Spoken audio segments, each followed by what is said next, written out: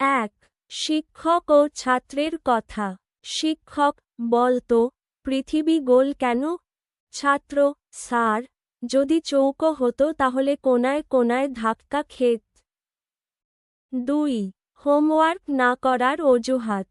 শিক্ষক: তোর হোমওয়ার্ক কোথায়? ছাত্র: স্যার, কুকুর খেয়ে ফেলেছে। শিক্ষক: এই পুরনো কথা। ছাত্র: কিন্তু স্যার, আমি তো আজ স্কুলেই নিয়ে আসছিলাম কুকুরটাকে প্রমাণ হিসেবে। জীব: ৩, ইংরেজি ক্লাসে। শিক্ষক: বল, I am going to school এর বাংলা কি? ছাত্র: আমি স্কুলে যাচ্ছি। শিক্ষক: আর he is going to school?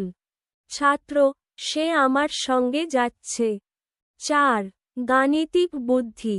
শিক্ষক: 10টা আপেল আছে, আমি যদি 3টা খাই, তাহলে বাকি কয়টা থাকবে?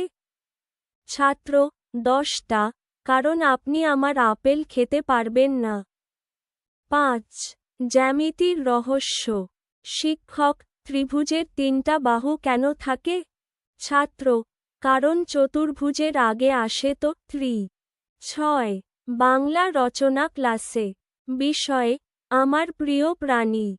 ছাত্র লিখল, আমার প্রিয় প্রাণী বিড়াল। কারণ ও আমার হোমওয়ার্ক খায় না।